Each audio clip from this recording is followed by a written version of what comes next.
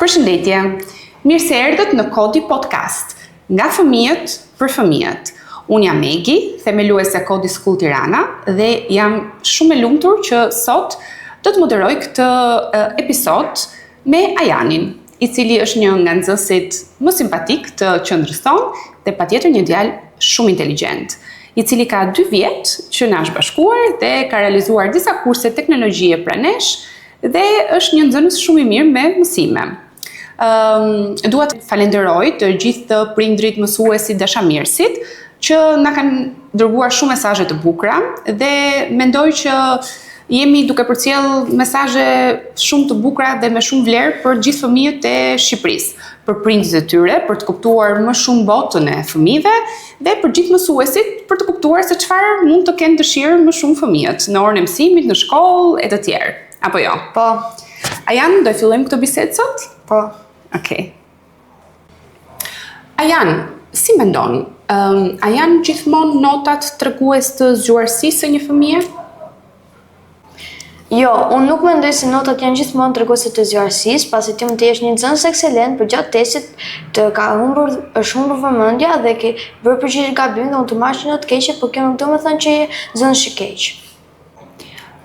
Ajan, a mendon se mësuesit kanë gjithmonë të drejtë dhe kur mendon që mund të mos kenë të drejtë? Jo, unë nuk mendoj se mësuesit kanë gjithmonë të drejtë, pasi dhe ato bëjnë gabime pasi janë njerëz dhe asnjë njeri nuk është perfekt.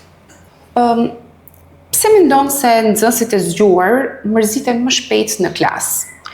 Unë mendoj se nxënësit e zgjuar mërziten më shpejt në klasë, pasi ato e kuptojnë më shpejt mësimin dhe mësuesja do të presë derisa e gjithë klasa ta mësojë mësimin jo vetëm 3-4 veta dhe prandaj ato lodhen duke ndjekur kot. Ajan, dua të bëj një pyetje pak pikante. A ke kundërshtuar ndonjëherë ndonjë mësues sepse ti mendoje se kishe të drejtë për ta kundërshtuar? Po, ka ndodhur disa herë, pasi unë jam një fëmijë këmbëngulës dhe nuk heq dorë as nuk dorëzon derisa ta kuptoj që jam gabim.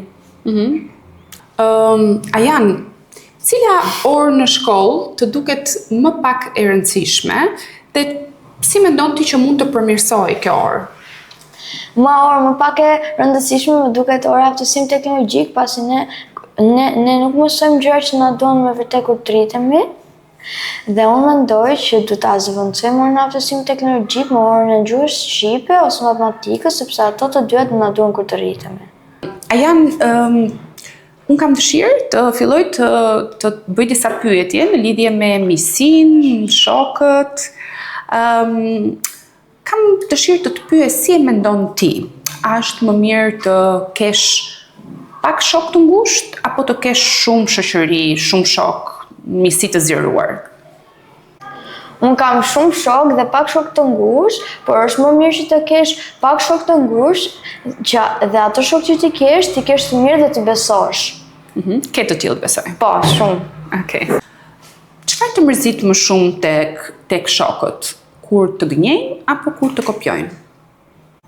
Mua më mërzit më shumë kur shokët më gënjejnë, sepse unë dua që gjithmonë shokët të jenë të drejtë me mua dhe të vërtetë, por kur kopjojnë nuk e kam shumë problem, pasi unë nuk dëmtohem, por vetëm ato. A ke humbur ndonjë shok sepse nuk rat dakord për diçka? Jo, unë nuk kam humbur asnjë shok sepse nuk kemi rënë dakord, sepse ne gjithmonë na pëlqejnë përgjigjet e njëri tjetrit dhe mendimet ndryshme. Pra i ke të gjithë shokët? Po, të gjithë. Ka kohë. Gjithë me kuptojnë me njëri tjetrin. Shumë mirë. A mendon ti se duhet të përshtatesh gjithmonë me grupin tënd? Jo, unë nuk mendoj se gjithmonë duhet të përshtatesh me grupin, sepse ato mund të jenë dhe influencë keqe dhe unë nuk dua që t'i bëj keq vetes, duhet të jem gjithmonë një njeri i mirë. Bravo, pra ti ke mendimin tënd të vërtet. Po. Mendimin tënd të sinqert dhe edhe sikur mos biesh dakord me ta, ti do vazhdosh me mendimin tënd apo jo? Shumë. Unë doja të pyesja Jan se çfarë ke dëshirë të thuash fëmijëve që sillen ndryshe vetëm për t'i pëlqyer të tjerëve? Fëmijëve që sillen ndryshe vetëm për t'i pëlqyer të tjerëve, do t'i thoja që njerëzit duhet të duan për vetveten dhe jo për ato që duan që ti të jesh. Dhe gjithmonë do të jesh i drejtë dhe të jesh vetvetja. Është shumë e rëndësishme kjo. Po. Që fëmijët janë gjithmonë vetvetja. Kam dëshirë të bëj disa pyetje shumë të bukura Jan. A mendon ti se të rriturit e kuptojnë vërtet botën e fëmijëve sot?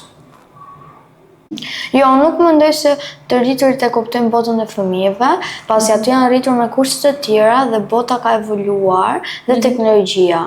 Dhe ato nuk e kuptojnë ndonjëherë, apo jo? Jo, jo gjithmonë. Se në çfarë situate po rriteni ju fëmijët sot, apo Po, jo? ne jemi të rritur me kushte të ndryshme, dhe ato janë rritur me kushte të ndryshme.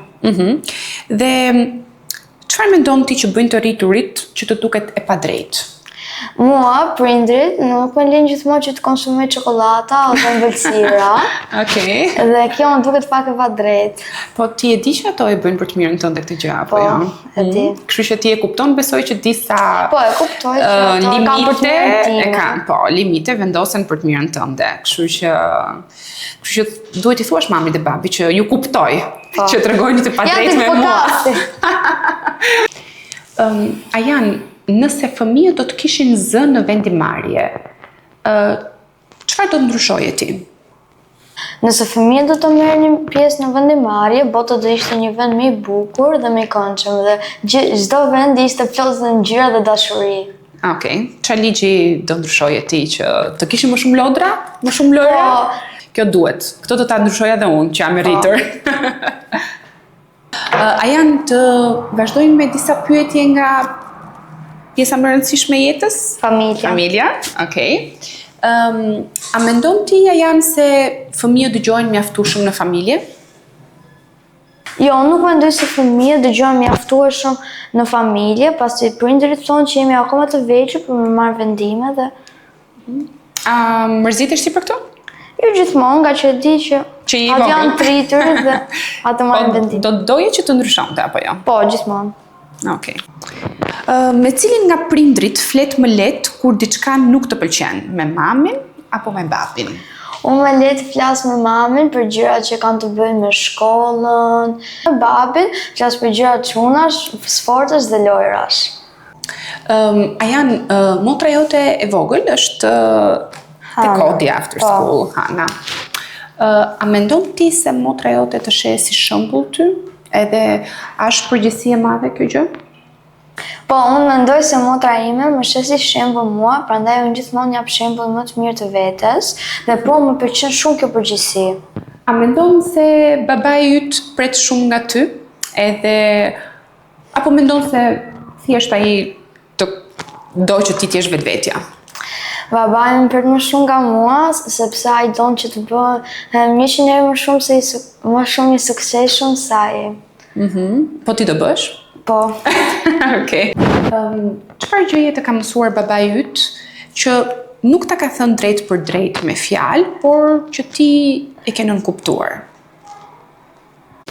Babi im më ka mësuar që gjithmonë do të ndihmosh njerëzit në nevojë dhe unë e kam parë disa herë kur sheh njerëz në rrugë që kanë nevojë për ndihmë, babai im i ndihmon.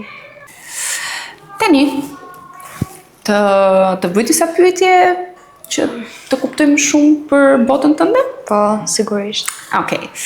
Çfarë bën ti janë kur dikush përpiqet të bindë për diçka që ti nuk e beson? Unë nuk ndihem mirë, por dëgjoj deri në fund, por është shumë e vështirë që ma ndryshosh mua mendjen. Okej. Kur thua janë që nuk më pëlqen diçka, apo mbron veten, apo kërkon diçka më të mirë? Normal që unë kërkoj diçka më të mirë, sepse gjithmonë dua më të mirë për veten. Çfarë gjëje mendon që të rriturit e quajnë tek, por për ty në fakt është shumë serioze? Nuk më pëlqen ushqimi dhe gjithë familjes si pëlqen, mami ime quan këtë tek. Pastaj ti e ha ushqimin, apo nuk e ha? Dua që mami bëj diçka tjetër, po gjithmonë, se mami do më të mirë, më bën. Kur je vetëm dhe mendon, siç mendohet e djali im, po ai është akoma i vogël dhe nuk më kthen dot një përgjigje të plot, por ti kur mendon, çfarë mendon më shpesh? Çfarë të vjen në mendje? Kur jam vetëm, unë shpesh mendoj për të ardhmen e familjes time dhe time. Gjëra të bukura besoj. Po, sikur unë jam me mamin, me babin dhe me motrën, me pushime, jemi duke larë në det, duke kapur peshk, është shumë gjëra të bukura. Nëse dikush, po themi një i rritur, ose dhe një mik i joti, do të dëgjonte pa ndërprerë, çfarë do t'i thoje? Kur një njeri nuk më ndërprer kur flas, ajo është gjëja që çdo fëmijë nevojitet që ta dëgjojnë deri në fund pa ndërprerë, që ta japë gjithë mendimin. Tani dua të të bëj pyetjen më të bukur të podcastit. Nëse do t'i jepje një këshill një të rrituri, cila do ishte ajo? Nga këshilla që të jepja të rriturve do të ishte që dëgjoni më shumë fëmijët, sepse nëse i dëgjoni bota do të jetë 100 herë më e mirë. Shumë mirë. Këti episodi i erdhi fundi. Unë dua të falenderoj shumë Ajani që ishte këtu me ne dhe na dha disa përgjigje shumë të bukura, shumë të vërteta. Mendoj që familja jote do gëzohet shumë kur ta shohë. Dua të falenderoj të gjithë që bën të mundur këtë podcast, edhe Zyshmarian që na ndihmoi me pyetjet, me xhirimin. Edhe ju presim të na ndiqni në episodin e radhës dhe ju falenderojmë shumë për çdo gjë. Faleminderit Ajan, faleminderit familjes Ajanit, mësuesve që na shohin me shumë dashamirësi dhe I duam next time. shumë. Next time. Pafshim.